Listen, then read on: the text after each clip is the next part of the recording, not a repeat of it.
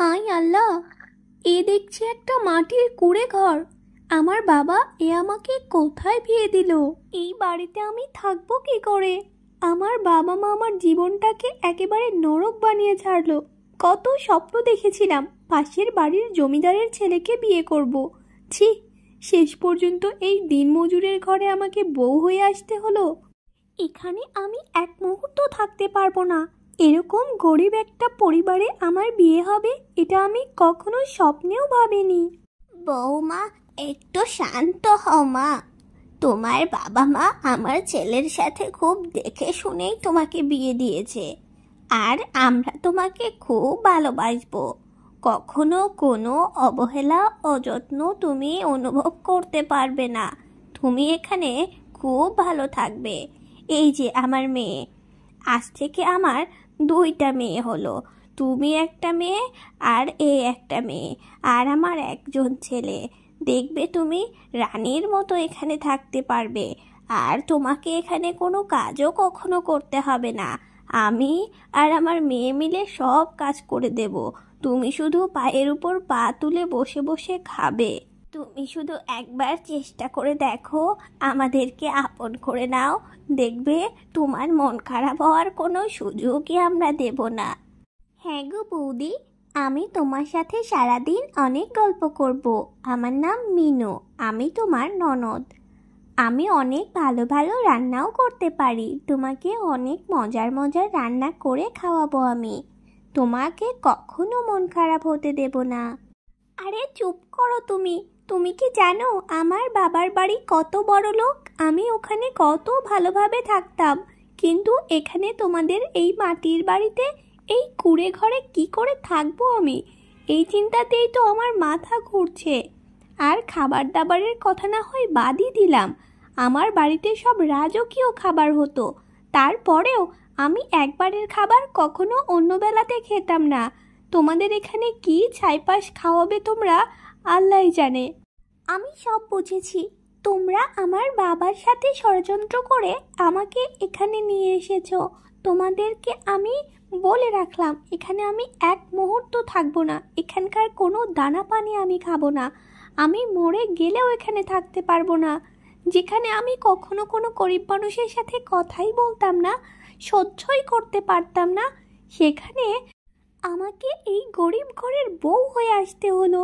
ভাবতেই আমার লজ্জায় মাথা কাটা যাচ্ছে। মা, অহনার কথায় কিছু মনে করো না। ও ওর বাবা মায়ের একমাত্র সন্তান তো, তাই কিছুটা রাগী আর জেদি। মিনু, যা, তোর ভাবির জন্য কিছু খাবারের ব্যবস্থা কর। ও সারাদিন না খেয়ে থেকে অনেকটা পথ এসে মাথা গরম হয়ে গেছে। এই শুনুন, আপনি অযথা একটা কথা বলবেন না। যে কোনো কথা বলার আগে অবশ্যই সাবধান হবেন, তাও আবার আমার সম্পর্কে যদি বলেন। আমি এই বাড়িতে একটা দানাও মুখে তুলব না, কখনো না। ভাবি, আমি কিন্তু খুব ভালো রান্না করি। তুমি একবার খেয়ে দেখো, আমার মনে হয় তোমার খুব ভালো লাগবে। আর তুমি সারাদিন না খেয়ে আছো, অনেকটা পথ এসেছো, তোমার নিশ্চয় খুব ক্ষুধা পেয়েছে। হ্যাঁ, আমার ক্ষুধা পেয়েছে, কিন্তু আমি তোমার এখানে কিচ্ছু খাবো না। তোমরা কি খাওয়াবে আমি জানি। আমি আগেই বুঝতে পেরেছি যে তোমাদের ঘরের অবস্থা, তোমাদের খাবারের অবস্থা আরো কতই না খারাপ হতে পারে। না না ভাবি, আমি তোমার জন্য খুব সুন্দর সুন্দর রান্না করেছি, তোমার খুব ভালো লাগবে। এসো খেতে বসো, দেখবে পেট ঠান্ডা হলে মাথাও ঠান্ডা হয়ে যাবে। এসো না, এসো। আচ্ছা ঠিক আছে, আমার খুব জোরে খিদে পেয়েছে, এজন্য খেতে বসছি। দেখি তোমরা কি রান্না করেছো আমার জন্য, কিন্তু পরবর্তীতে অবশ্যই আমার জন্য ভালো কিছু রান্না করবে। দেখি আজ কি রান্না করেছো। হে, এসব কি মানুষ খায় নাকি শিয়াল কুকুরে খায়? এসব খাবার আমি কখনো খাবো না। এই ভর্তা, ডাল, ভাজি এগুলো কি খাওয়া যায়? এগুলো তো আমার বাড়ির চাকর বাকরও কখনো মুখে দিয়েছে কিনা জানি না। দেখো, তুমি এখন এগুলো খেয়ে নাও, তারপরে আমি বিকেলে ভাইয়াকে বলবো মজার গরুর গোশত নিয়ে আসতে, আর সেটা আমি ঝাল ঝাল করে মাখো মাখো করে ভুনা করে তোমার জন্য রান্না করে দিব। দেখবে তুমি চেটে পুটে খাবে। দরকার নেই আমার ওসব, আমি খেতে চাই না তোমাদের এখানে। আমি না খেয়ে মরে গেলেও তোমাদের এখানে কিচ্ছু মুখে তুলবো না। কি গো গিন্নি, এখনো রাগ কমেনি? আচ্ছা শুনুন, আমি আপনাকে একটা কথা জিজ্ঞেস করতে চাই। আপনি কি সত্যিই দিনমজুর নাকি কোনো চাকরি করেন? হা হা হা, হাসালে। আমাদের মতো গেঁয়ো মূর্খ মানুষকে কে চাকরি দেবে বাপু? আমি সত্যিই দিনমজুর। মানুষের জমিতে সারাদিন কাজ করি, আর দিন শেষে যা পাই তাই নিয়ে এসে সংসার চালাই। তবে গিন্নি, আমি কিন্তু কখনোই তোমাকে অভাবে রাখবো না। আমি নিজে অভাবে থাকলেও তোমাকে আমি রানীর মতো রাখবো।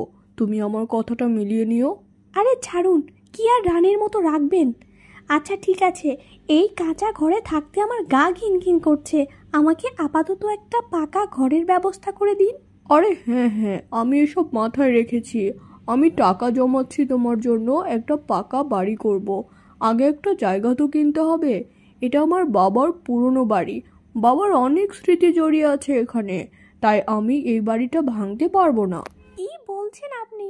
কবে এই টাকা জমবে আর কবে আমার জন্য একটা পাকা বাড়ি করবেন? হায় আল্লাহ, আগে কত সুখে ছিলাম। যখন যা চাইতাম আমার বাবার সাথে সাথে হাজির করতো।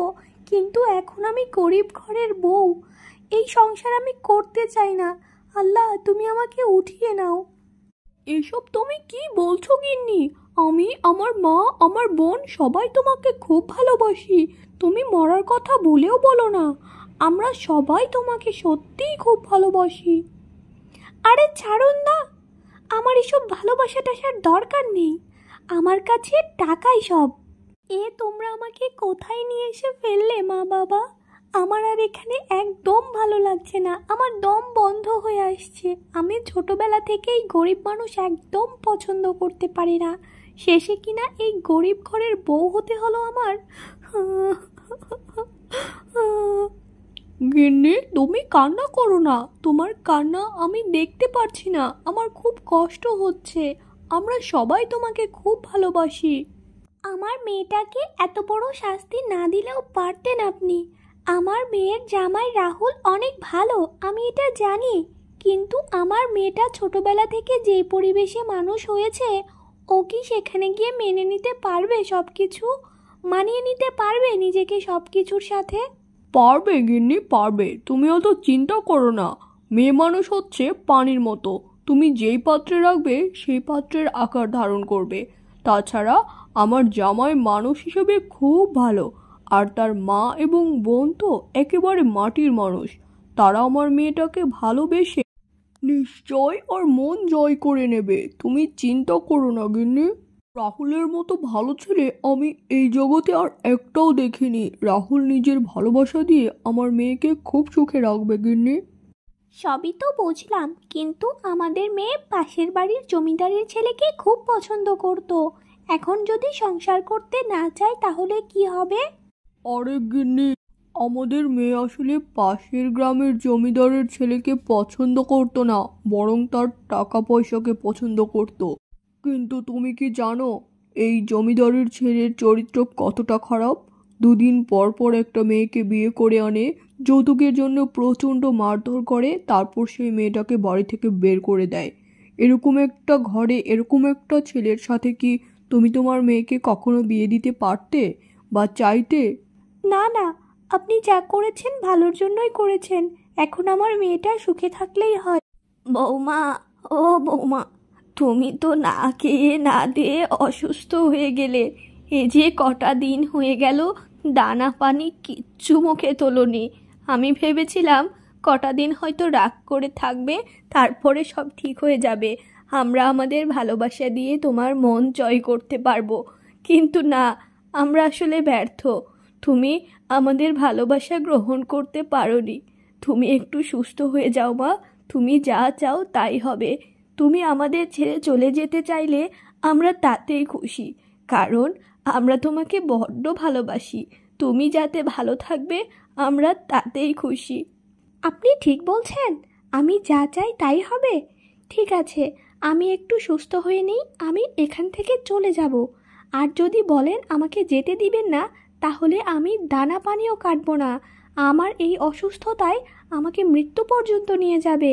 আমি আর বাঁচতে চাই না এভাবে, কারণ আমি গরিব মানুষদেরকে একদম পছন্দ করি না। আমার কাছে মনে হয় ভালোবাসার চেয়ে টাকা পয়সা অনেক বেশি গুরুত্বপূর্ণ জীবনে। এই যে মিনু শোনো, 2 দিন হয়ে গেল, আমার শরীরটা এখন বেশ ভালো। আমি চলে যাচ্ছি, আর ফিরবো না। আর তোমরা আমার বাবাকে বলে এমন কিছু করো না যাতে আমাকে ফিরতে বাধ্য হতে হয়, তাহলে কিন্তু আমি এর প্রতিশোধ অবশ্যই নেব। ভাবি, তুমি চলে গেলে আমি কাকে ভাবি বলে ডাকবো বলো? আমার খুব কষ্ট হচ্ছে তোমার যাওয়ার কথা শুনে। আরে বাদ দাও তো, তোমার এসব দেখা কান্নায় আমার মন গলবে না। আমি চলে যাচ্ছি, আর কখনো আমার কথা মনে রেখো না। আর হ্যাঁ, তোমার কাউকে ভাবি ডাকতে মন চাইলে তোমার ভাইকে আবার একটা বিয়ে দিয়ে দাও, আর তারপরে তাকে মন ভরে ভালোবেসো আর মন ভরে ভাবি ভাবি ডেকো। আরে বান্ধবী, তোর কি হয়েছে? তুই এভাবে রক্তাক্ত অবস্থায় জঙ্গলে পড়ে আছিস কেন? তুই কোথায় গিয়েছিলি আর কিভাবে তোর এমন হলো? আর বলিস না বান্ধবী, আমার জমিদার ছেলের সাথে বিয়ে হয়েছিল, আর জমিদারের ছেলে এত নির্দয়, আমাকে কদিন পর পর যৌতুকের জন্য খুব মারধর করে। আজকেও আমার কাছে যৌতুক আনতে বলেছিল বাবার বাড়ি থেকে। আমার বাবা এত টাকা কোথায় পাবে বল? এই যে কয়েক মাস হলো আমার বাবা টাকা দিতে দিতে একেবারে ফকিরের মতো অবস্থা। আমি টাকা দিতে অস্বীকার করায় আমাকে খুব মারধর করে বাড়ি থেকে বের করে দিয়েছে বান্ধবী। কি বলিস? আমার তো অনেক আগে থেকে স্বপ্ন ছিল আমি জমিদার বাড়ির বউ হব, কিন্তু জমিদারের ছেলে এতটা নিষ্ঠুর। শুধু নিষ্ঠুর নয় রে বান্ধবী, ও আসলে মানুষকে মানুষই মনে করে না। আল্লাহ তোকে খুব ভালো রেখেছে, তুই এমন একটা বাড়িতে বউ হয়ে গেছিস যেখানে টাকা পয়সা নয় বরং ভালোবাসা সবচেয়ে বেশি আছে। তোর শাশুড়ি, ননদ, তোর স্বামী সবাই অনেক ভালো মনের মানুষ। পুরো গ্রামের মানুষ ওদের খুব প্রশংসা করে, আমি অনেক শুনেছি তাদের কথা। হ্যাঁ বান্ধবী, তুই সত্যিই বলেছিস। আসলে আমি ওদেরকে বুঝতে পারিনি।